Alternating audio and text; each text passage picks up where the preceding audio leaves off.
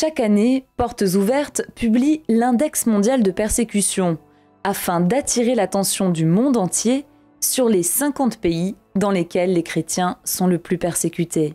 Cette année, 3 nouveaux pays ont fait leur entrée dans le classement. Le Bangladesh à la 48e place. Les chrétiens d'origine musulmane subissent des pressions pour revenir à l'islam. S'ils refusent, ils sont victimes de violentes attaques qui n'épargnent ni les femmes ni les enfants. Le Sri Lanka à la 29e place. Les chrétiens sont régulièrement pris pour cible. À plusieurs reprises, des moines bouddhistes ont manipulé les foules pour terroriser les chrétiens et les forcer à fuir. La Centrafrique à la 16e place. Les attaques contre les chrétiens se sont multipliées depuis le coup d'État des miliciens de la Séléka.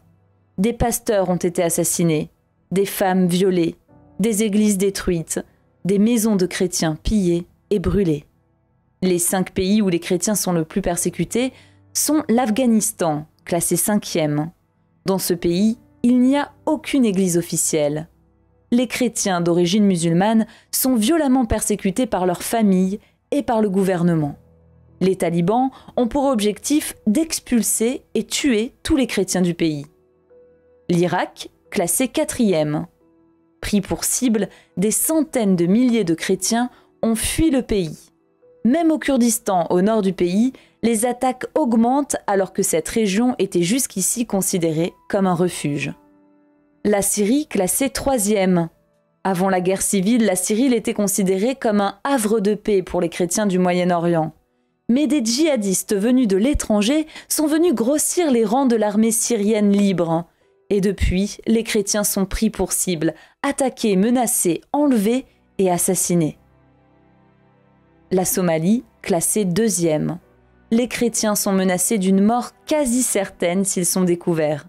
Les islamistes insistent sur le fait qu'il s'agit d'un pays musulman où les chrétiens et les églises n'ont pas leur place.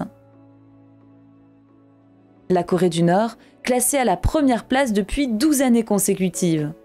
C'est dans ce pays que les chrétiens sont le plus persécutés.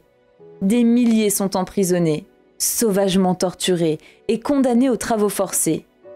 Dévoiler sa croyance dans la Corée de Kim Jong-un, c'est signer son arrêt de mort.